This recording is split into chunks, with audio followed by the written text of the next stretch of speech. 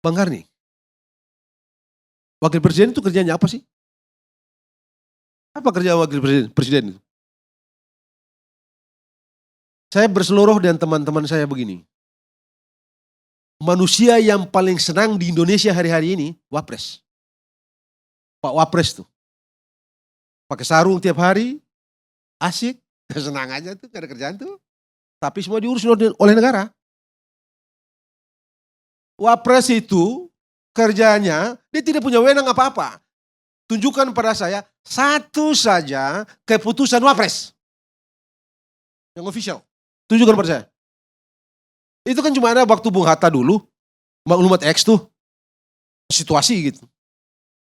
Tunjukkan pada saya, apa kerjaan Wapres? Apa kerjaan Wapres? Cuma itu dia, itu kalau disuruh presiden. Kalau disuruh presiden, Anda bisa bayangkan, tadi pagi kalau nggak salah tuh, yang waktu pengumuman capres Pak Ganjar dengan Pak Mahfud itu, saya lihat keluar dari ruangan kecil itu, Pak Ganjar depan. Saya ketawa gitu. Wah bagus deh, Pak Mahfud sudah tahu etika protokol presiden dan Wapres. Anda lihat kan? Wapres tidak boleh berjalan sejajar dengan presiden. Nggak bisa. Kerjanya Wapres itu kalau disuruh presiden, apa saja yang dikerjakan oleh Wapres, itu yang diperintahkan oleh presiden. Tidak bisa di luar itu. Suka atau tidak, senang atau tidak. Satu-satunya yang diperlukan oleh Wapres ini adalah yang kita perlu Wapres ini jangan sampai presidennya mati. Kalau dia mati di tengah jalan, itu yang Prof. Cipta, itu yang dipikirkan oleh orang yang menemukan jabatan Wapres ini. Itu dibicarakan di Philadelphia Constitutional Convention 1787. Perdebatan di Philadelphia Constitutional Convention di Amerika Serikat itu mulai dari 17 Mei sampai 17 September 1787. Tahu nggak? September awal itu orang bicara jabatan Wapres. Itu disamakan dengan putra mahkota. Dengan pertimbangan, karena tadinya kan jabatan presiden itu jabatan tunggal. Kewenangannya dipusatkan, dikonsentrasikan sepenuhnya pada presiden. Tidak dibagi, tidak didistribusi. Itu presiden. Jabatan tunggal. Disamakan dengan Raja George III di Inggris. Nah kalau kita ciptakan, kita ini tidak mau mengulangi praktek kerajaan absolut di Inggris. Kenapa kita ciptakan jabatan itu? Kata Randolph. Ini bahaya kita hidupkan lagi monarki. Itu sebabnya mereka menyifatkan presiden itu dengan jabatan tunggal dan seluruh kekuasaan yang konsentrasikan pada dia, ini sama dengan kita bikin the fetus of the monarchy, bayi monarki. Lalu, tapi itu yang diperlukan karena pengalaman di negara bagian kalau parlementer celaka. Jadi harus ditaruh biar efektif. Tapi bagaimana kalau dia mati? Lagi berkuasa terus mati. Terus bagaimana kita? Bikin putra mahkota, analog dan putra mahkota. Jadilah jabatan Wapres itu. Sebabnya dia nggak ada kerjaan. Kawan ini, si Wapres ini nggak ada kerjaan.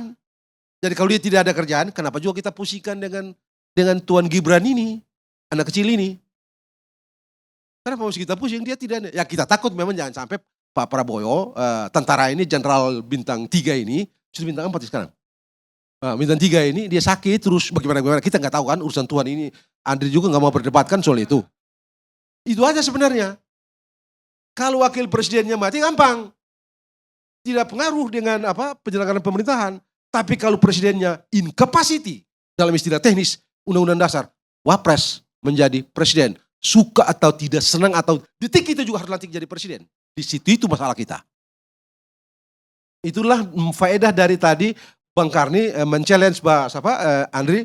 Anda tadi menyebut anak muda. Riwayatnya bagaimana? Di Aki Pagi minggu yang lalu itu, saya bilang dulu kita punya anak muda yang namanya Soekarno, umur 25 tahun, 26 tahun, ya sudah pikirkan bangsa, sudah punya mimpi bangsa ini yang hari-hari ini. Kita pernah punya kita mengenal satu bangsa Indonesia, satu bahasa Indonesia, satu tanah air Indonesia. Dari siapa? Anak muda yang namanya Yamin. Umur berapa tahun? 20 tahun sekian. Kita punya Pak Natsir. Kita punya Perdana Menteri yang muda, 36 tahun. Tapi orang yang sejak saat sudah punya pikiran, punya mimpi dan segala macam. Syahrir. Lalu Syahrir, 36 tahun jadi Perdana Menteri. Di situasi yang begitu kacau. Bikin sampai kita sampai di sini. Dengan semua yang mereka berikan itu. Jadi di titik itu memang saya mengerti kok. Tadi Bang Karni bilang Rasulullah 40 tahun. Al-Fatih, Muhammad Fatih menundukkan Konstantinopel. Umur berapa? 21 tahun. Yang bikin konsep presidensial. Ya konsep presidensial atau menemukan sistem presidensial.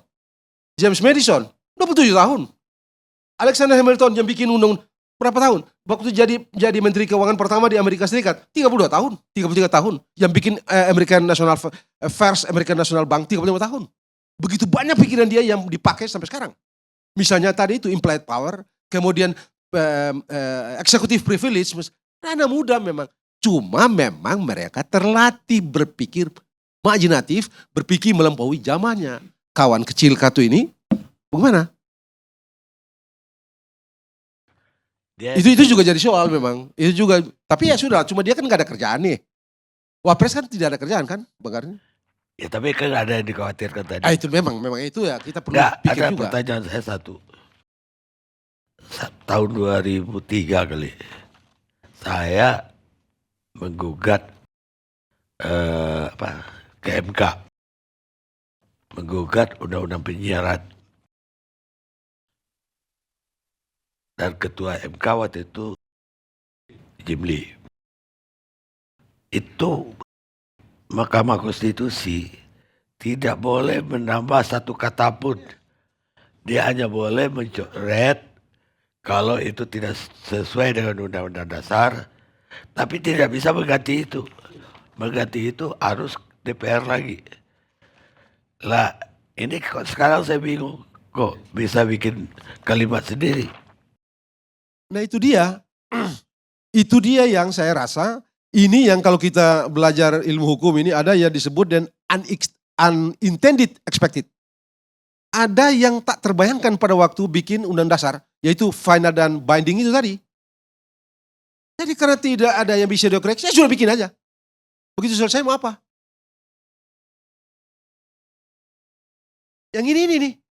Itu yang tadi saya bilang itu yang mengikat putusan Mahkamah Konstitusi bersifat final dan mengikat. Itu yang tidak dicermati konsekuensi tak terlihatnya. Akhirnya dalam penerapan kayak begini kan. Yang tadi Bang Karni itu memang tidak bisa.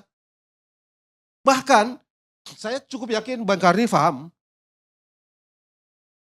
Di Inggris itu tidak ada juga, tidak diberikan kewenangan kepada pengadilan untuk menguji undang-undang.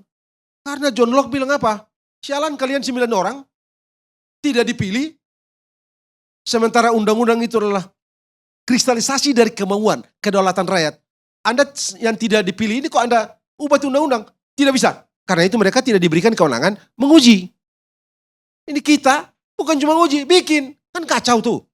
Dan ini kacau memang. Tapi ya itu dia tadi, makanya saya rasa, menurut saya kita mesti serius di masa yang akan datang.